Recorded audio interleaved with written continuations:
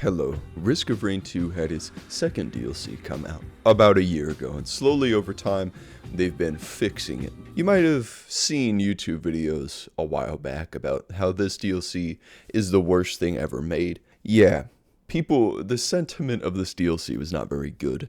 But as Gearbox have been slowly fixing it, it's finally good. 18 new items. Now, I'm not going to go over all of these because I can't be bothered, but my favorites, alright?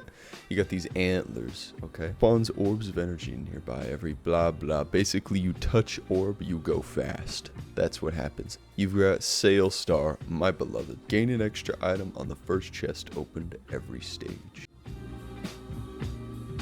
Seed of Life, my beloved part 2. It revives whoever it is that you press it on. But if you just have it in your inventory, it revives you.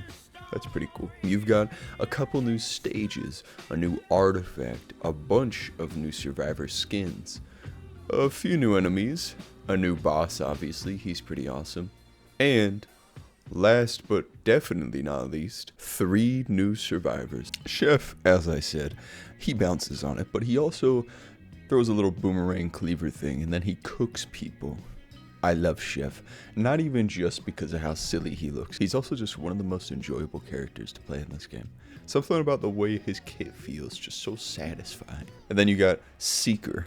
Seeker is the resident healer of this game, except for some reason she also deals fairly good damage and has kind of tank abilities with her little barrier that she generates.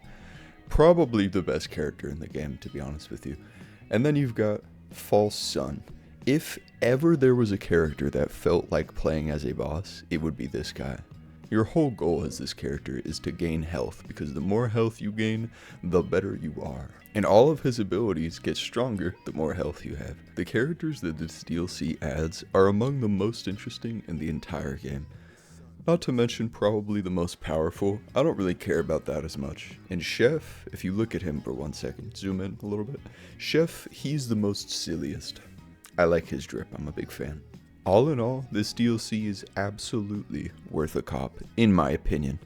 However, there are some things to know. In Risk of Rain 2, the way the DLC works is, if you have friends, I know it's a big ask, if you want to use the items, go to the stages, fight the new bosses, you don't gotta buy that as long as one other person in your group who has the DLC decides to host. Now that is a big if though, because the survivors are pretty awesome. And even if it was just buying these 3 survivors for $15, I would probably consider. Then again, I kind of really like this game. I don't know, you make your own decisions. That's all I have to offer. How do I end this video? You know what, just listen to this sick ass guitar.